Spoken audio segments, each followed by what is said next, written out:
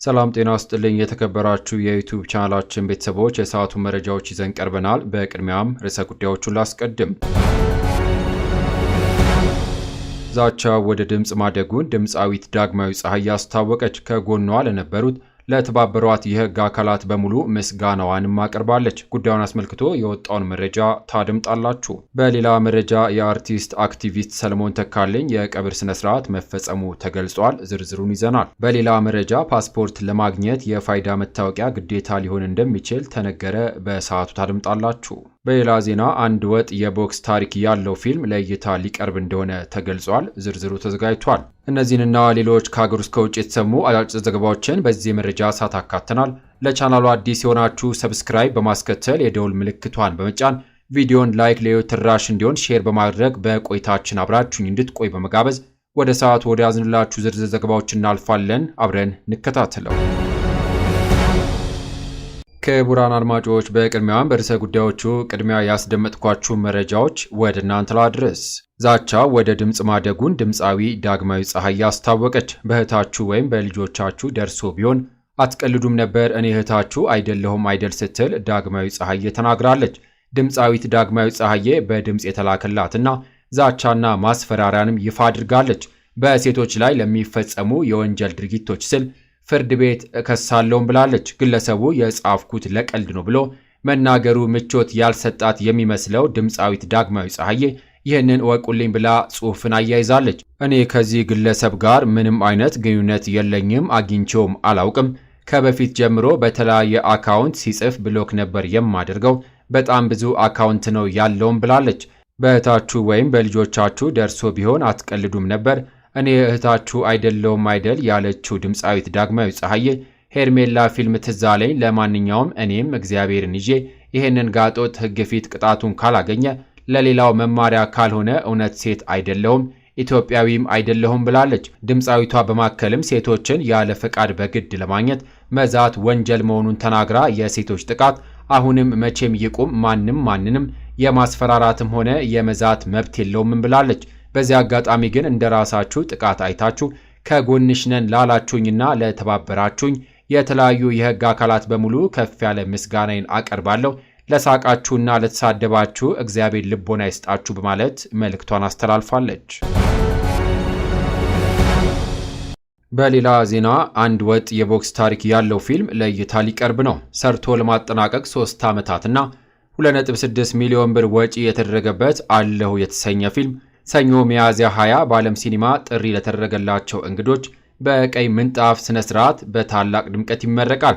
ይሁንና ድርሰትና ዝግጅቱ የይበልጣል ተረፈ የሆነው አለው ፊልም የአክሽን ድራማ ዘውግ ያለው ሲሆን አንዲት አትሺም ተብላ ያደገች አፍላዎቹ መጀመሪያ ያለች እንስት ማንነቷን ለማግኘት በምታደርገው የፍለጋ ሂደት ውስጥ የሚያጋጥማትን ውጣ ውረድ የሚያስቃኝ ታሪክ ያለው ፊልም ሲሆን በዚሁ ፊልም የሀገራችን ዕውቅ የሆኑ ተዋናኞች ተሳትፎበታል። የአይራድ ማሞ፣ ዳዊት አባተ፣ ሀና ተረፈና ኤደን ደረጀን ጨምሮ በርካታ ወጣትና አንጋፋ ባለሙያዎች በመሳተፍ የተሰራና በሀገራችን ለመጀመሪያ ጊዜ አንድ ወጥ የቦክስ ስፖርት ታሪክ ያለውን ፊልም ነው።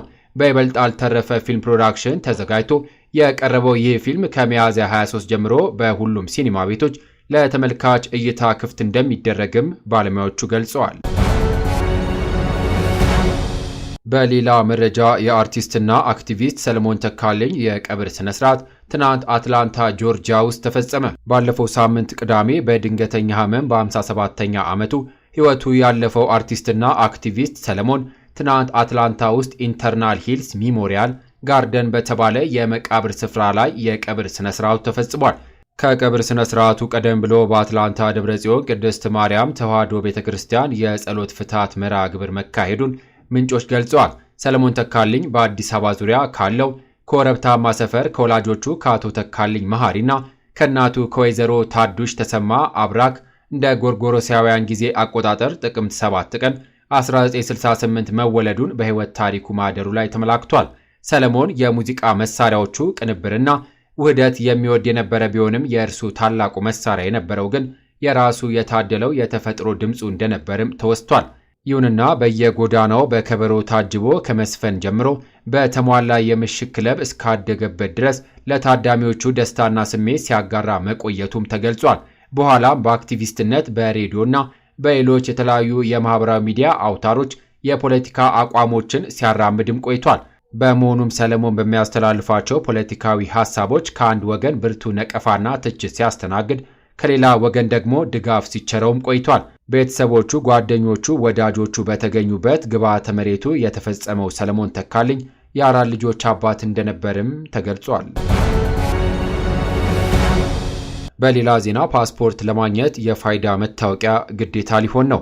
ከሰኔ 1 ቀን 2017 ዓ.ም ጀምሮ ፓስፖርት ለማግኘት የፋይዳ መታወቂያ እንደ ቅድመ ሁኔታ የሚጠይቅ አሰራር ተግባራዊ እንደሚደረግ የኢሚግሬሽን ዜግነት አገልግሎት አስታውቋል።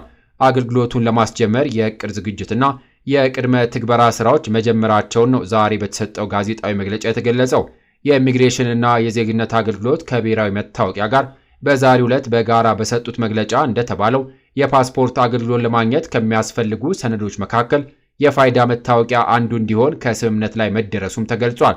ይህንን የጋራ ትግበራ ማንነት በማጭበርበር የተለያዩ ሰነዶችን ለማግኘት የሚጥሩ ወንጀለኞችን ተግባር እንደሚገታም በመግለጫው ተጠቅሷል። ይሁንና በተለያዩ የሀገሪቱ ክፍሎች የፓስፖርት አገልግሎት ጥያቄን አቅርበው በመጠባበቅ ላይ ያሉ ግለሰቦች የተዘጋጀላቸውን ፓስፖርት ሲቀበሉ በቅድሚያም በፋይዳ ተመዝግበው ልዩ ቁጥር ሊኖራቸው እንደሚገባ የተገለጸ ሲሆን ተገልጋዮቹ የፋይዳ መታወቂያቸውን በወረቀት ወይም በዲጂታል በማሳየት አገልግሎቱን ማግኘት ይችላሉ ተብሏል።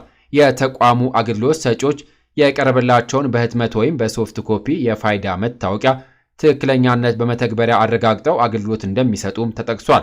በዚህ የጋራ ትግበራ በቀጣይ የፋይዳ መታወቂያን በአገልግሎቱ ከሚለሙ ስርዓቶች ጋር በማስተሳሰር የፋይዳ ስርዓትን ከሲቪልና የቤተሰብ ምዝገባ ስርዓት፣ ከመኖሪያ ፍቃድ ስርዓትና ከትውልድ ኢትዮጵያዊ መታወቂያ ስርዓት ጋር ለማስተሳሰር እንዲቻል የማድረግ እቅድ እንዳላቸውም ተቋማቱ አስታውቀዋል። በሌላ መረጃ በደሴ ተነስቶ የነበረው የእሳት አደጋ በቁጥጥር ስር ውሏል። በደሴ ከተማ አዝዋ ገደል ተራራ ላይ ተከስቶ የነበረው የእሳት አደጋ በቁጥጥር ስር መዋሉ ተገልጿል። የደሴ ከተማ አስተዳደር አገልግሎት ጽሕፈት ቤት ኃላፊ አቶ አስራት ለፋና ሚዲያ ኮርፖሬሽን እንደገለጹት እሳቱ በጸጥታ አካላት፣ የከተማዋ ነዋሪዎች፣ የመንግስት አመራር፣ ወጣቱ በአጠቃላይ ከ600 በላይ የማህበረሰብ ክፍል ባደረገው ርብርብ በቁጥጥር ስር መዋል ተችሏልም ብለዋል። በእሳት አደጋው የደረሰ የንብረት ውድመት እና በሰው ላይ የደረሰ አደጋ የለም ያሉት ኃላፊው ደንና ሳር ብቻ መቃጠሉንም ተናግረዋል። ይሁንና የቀረው እሳት ማጥፋትና የመለቃቀም ስራ እየተሰራ ነው ተብሏል። የደሴ ከተማ አስተዳደር ተቀዳሚ ከንቲባ አቶ ሳሙኤል ሞላልኝ በበኩላቸው ማህበረሰቡ ያደረገው ርብርብ ስኬታማ ነበር ብለው ለዚህም ምስጋናን አቅርበዋል። ክቡራን አድማጮች ከሀገር ውስጥ ከውጭ ለሰዓቱ ብታደምጧቸው ብለን የመራርንላችሁ ዘገባዎች እነዚህን ይመስሉ ነበረ።